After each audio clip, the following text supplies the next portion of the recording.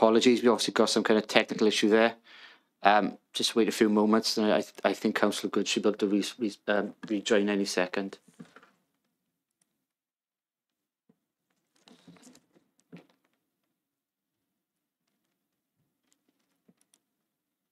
Hello, sorry, Councillor Good, we did lose you for a second there. My apologies. Apparently kicked me out of the meeting, this is a really good start. I'm really confident in this new system. Right, start again.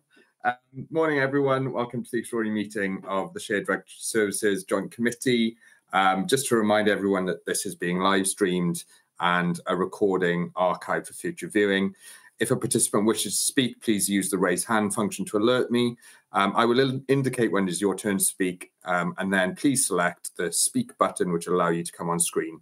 Please ensure that all debate be raised verbally and not via the chat function. The chat function should only be used to highlight any technical issues or to get the attention of myself or Democratic Services.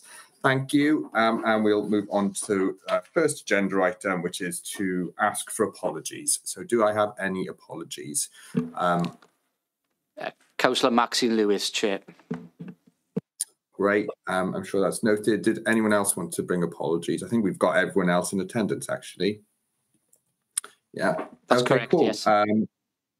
Great. So we'll move on to item 2, which is approval of minutes.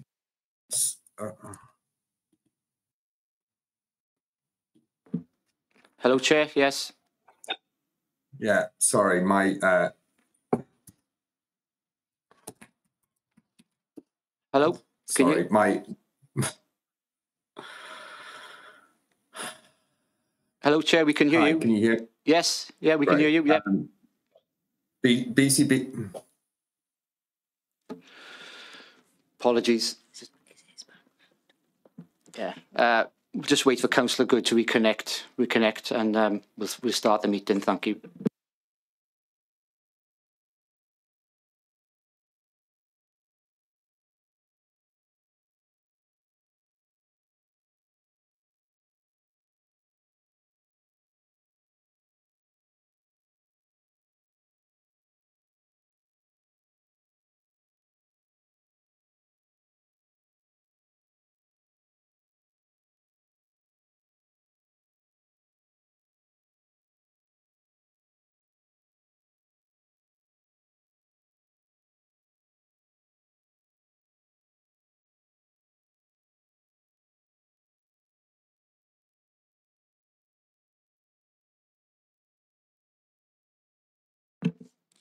Hello, Councillor Diath, are you there, please?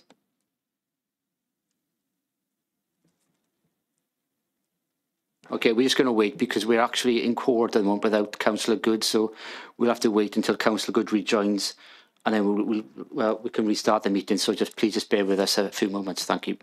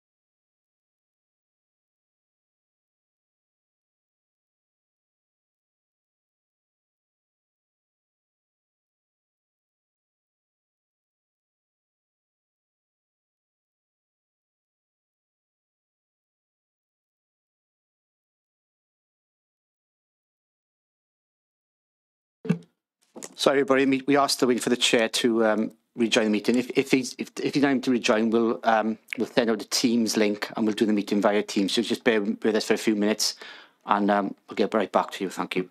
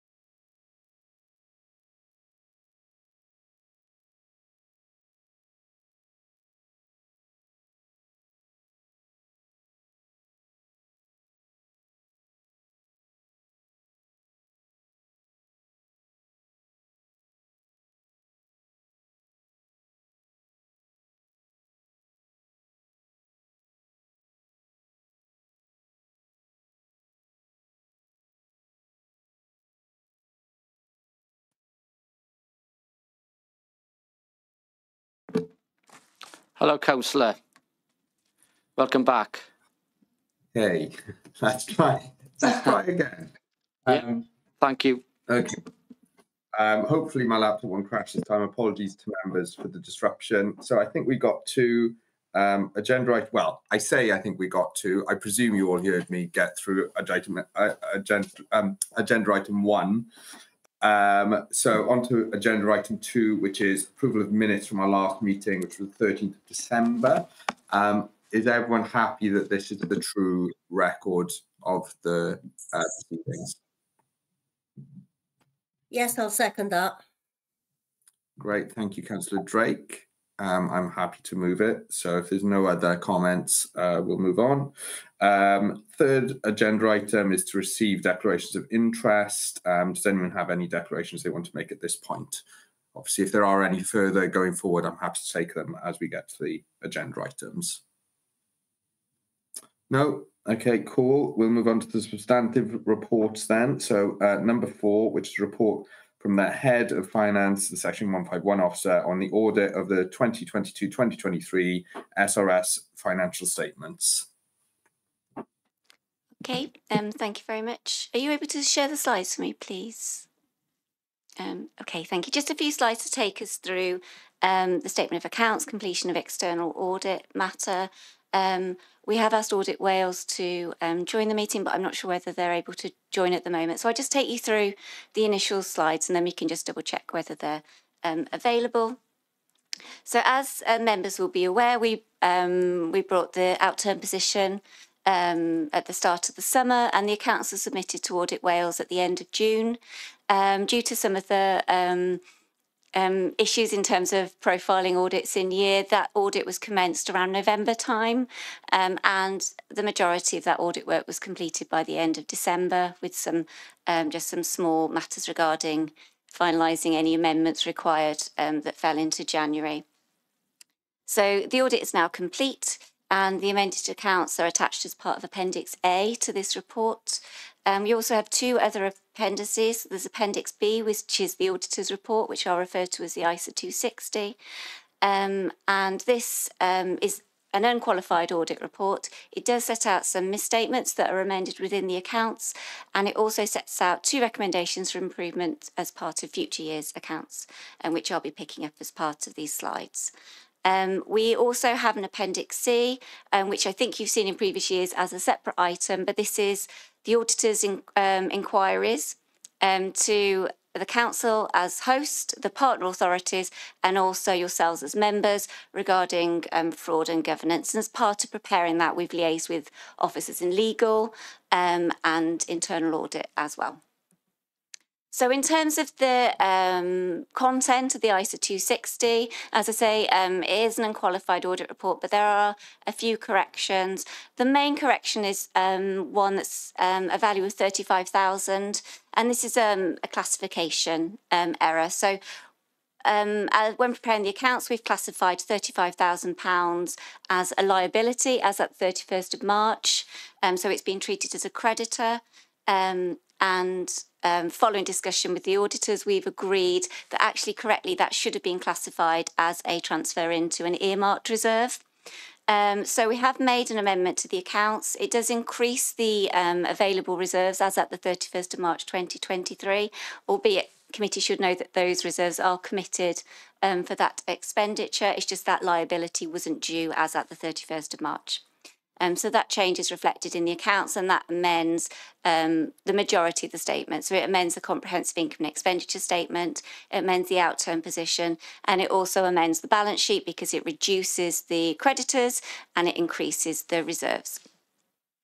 The next adjustment relates to the note to the comprehensive income and expenditure statement. So this is note 8, and this note classifies expenditure and income over various categories. So, for instance, employees' expenditure and other expenses.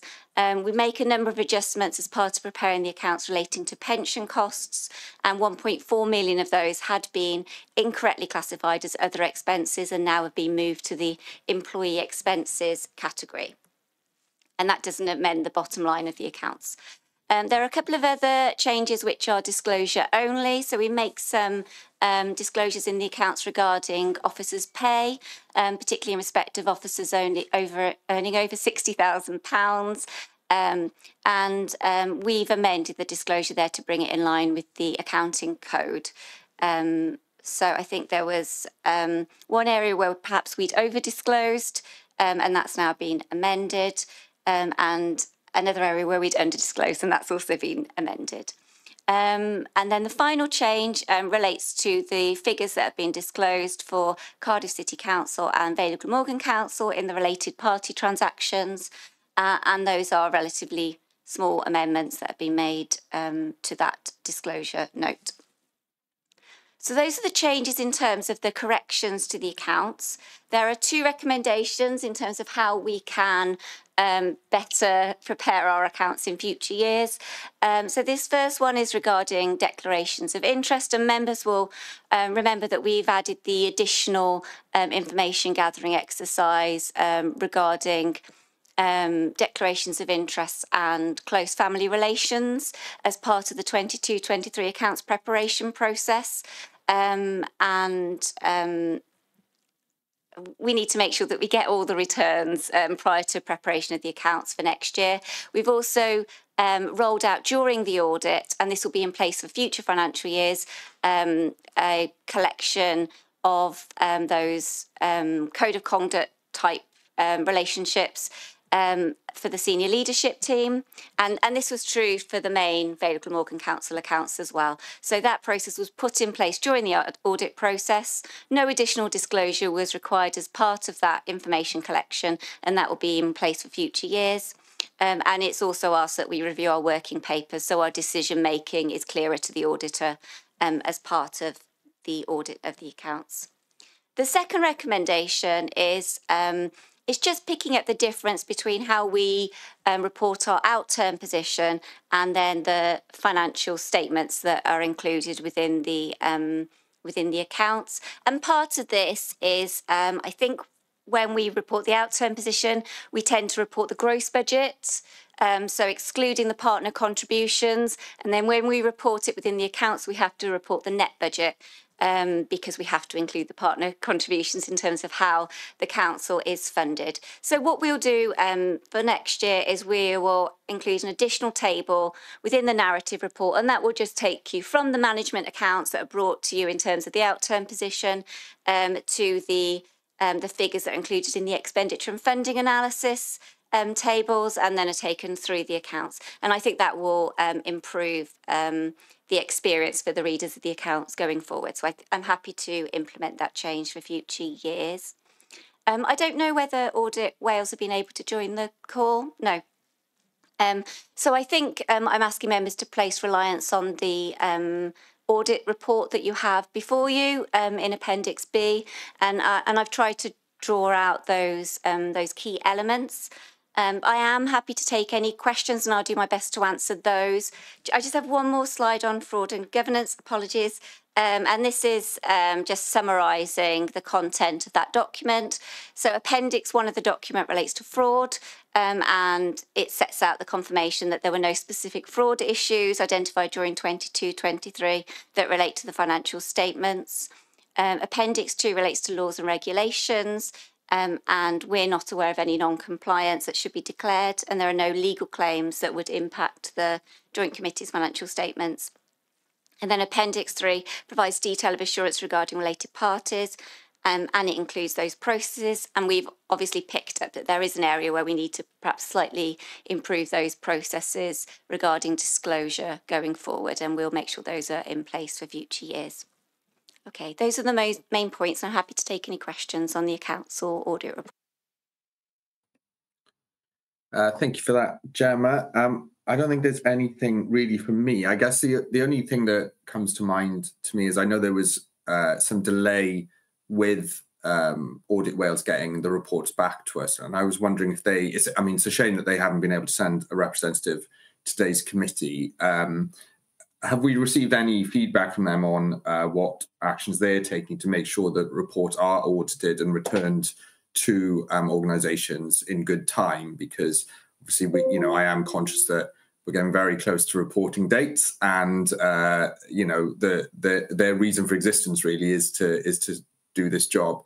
While I understand that they are very stretched, I wondered if they've given any feedback on what they're doing to improve their process, so that we have more time to go through this process each year. Okay. As you'll be aware, I mean, we're not in anything like the position that certainly English authorities are, but that's not to say that the position we're in is one that we want to be in long term. So Audit Wales do have a plan in terms of improving their kind of timeliness around auditing local authorities' accounts. So and to bring that back over time. And certainly the information I've had from our kind of initial planning meeting is that they hope that the audits of these accounts will be complete by the end of September, slightly into October. So that would be obviously an improvement on this position.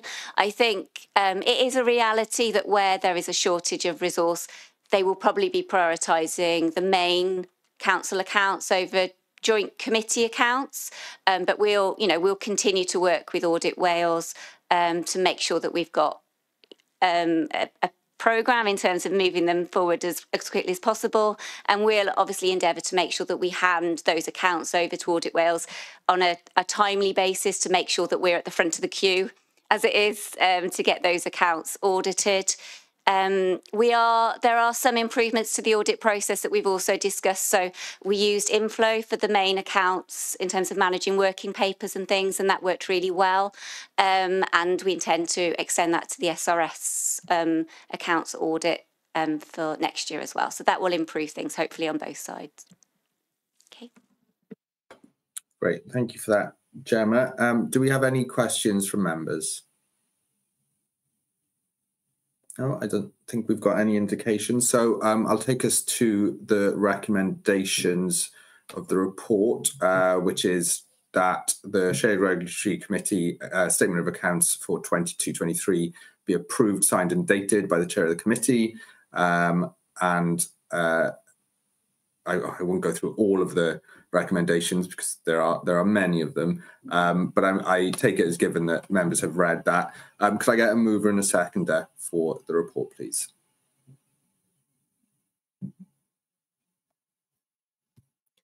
I'll second that, Chair. Thank you, Councillor Drake. In which case, I guess I'll move it. Okay, so we'll take that as done. So thank you, Jem, for that report, and we'll move on to the next agenda item, which is agenda item 5, which is the draft budget proposal 24-25. Helen, is it you taking us through this, or do we have another officer? This will be Gemma to start this one, Councillor. Great. Okay, over to you, Gemma. Thank you. Thank you. Yes, certainly. I'll take us through the initial slides, and I'm sure I'll be liaising with Helen to deliver the rest of the item. Gareth, are you able to share the slides for me? Sorry. Thank you. Okay, so this report sets out the budget proposals for 24-25 for the Joint Committee. And as members will recall, in December 2023, committee resolved to defer the 24-25 budget decision until January 2024. The Joint Working Agreement requests that partner authorities notify the clerk to the Joint Committee no later than the 10th of March that they're content with their contributions. Following consideration of the initial feedback from partner authorities, this budget models savings at a 3% level, but there are some additional proposals in the authority-specific space that I will come on to as we go through the report. So as I say, the report sets out how savings at a level of 3% will be identified. It does include consideration for an assumed flat pay award of £1,200, which has been informed by our previous year's flat settlements and also our expectations around inflation. The proposal also includes some costs associated with correcting the base for the 23-24 pay award, where we didn't quite get our pay assumptions quite right. It also sets out the apportionment of charges based on the provisional settlement and some proposed changes to the authority-specific allocations. So this slide sets out the overall SRS budget proposals for 24-25 and agreed savings of 3%, which equates to 182,000. There's an adjustment for the pay award shortfall, of 30,000, and the 1,200 anticipated pay award of 320,000, which gives us a proposed total budget of 8.8 million for 24-25. In terms of how those savings at 3% will be identified, this table sets out £108,000 to be taken from vacant posts, £30,000 to be identified from new income, and that's profiled broadly over those service areas shown on screen. The proposed £30,000 income is generating some new income streams for the service. And then the remaining balance of 45,000, there's 4 initiatives that are proposed to meet that target.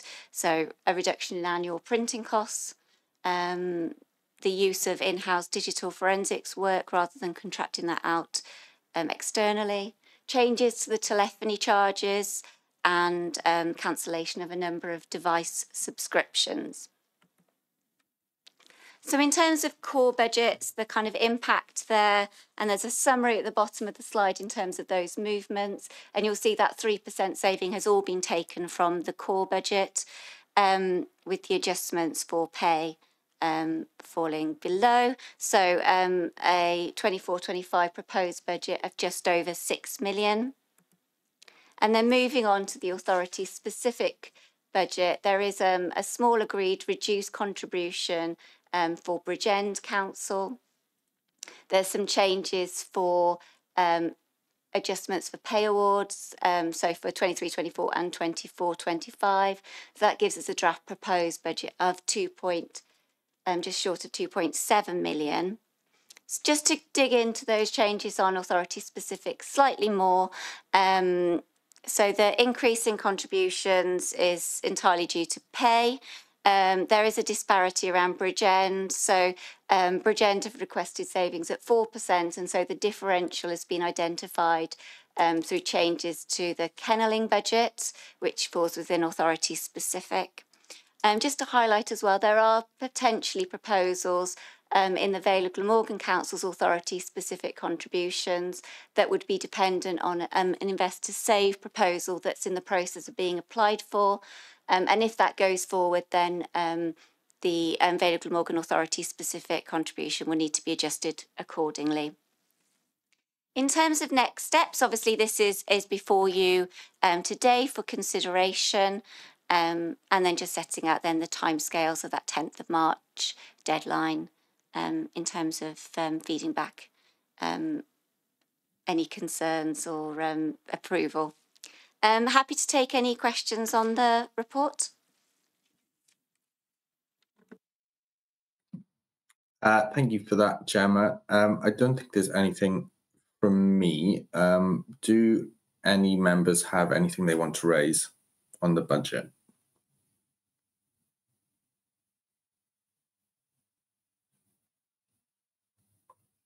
Well, okay.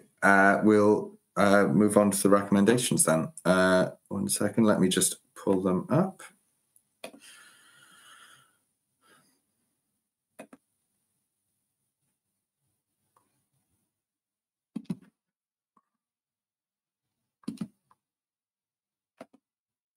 Apologies, jumping between different screens rather than from Teams and back and forth is new to me. The recommendations is that the Joint Committee approve the proposed shared regulatory services budget for 24-25 in accordance with the requirement of the Joint Working Agreement. Individual authorities have requested to approve in writing the proposed budget for 24-25 by the 10th of March. Could we get a mover and a seconder, please? Councillor Sivanyanam, do you want to come in? Thank you, Chair. Oh, thank you, Chair. I'm happy to move that, and just to say that I'm pleased that we've managed to get it at 3% in terms of savings, and to thank the team, the teams across the board, but Helen's team in particular for working hard to get to this stage. So I'm very happy to propose this. Great. Thank you for that, Councillor. I will also associate myself with those comments. I think the team has done a really remarkable job in getting this together and finding those cuts. I think we're all aware that an awful lot of the budget within SRS is staff budget, and therefore it's a very difficult and often quite a emotional process. I think all councillors across all of the local authorities recognise the challenges that officers are facing at the moment, and the amount of hard work that it's taking to find a way through this very difficult financial time. So I absolutely agree with Councillor Sivanyanam's comments there. I'm happy to second the recommendations of the report as well. So if we don't have any more comments on that, we'll move on, which I believe brings us to the end of the agenda. In fact, I haven't received any indication of any urgent items. So unless there's anything more, I'll bring the meeting to an end and everyone can go have some time back.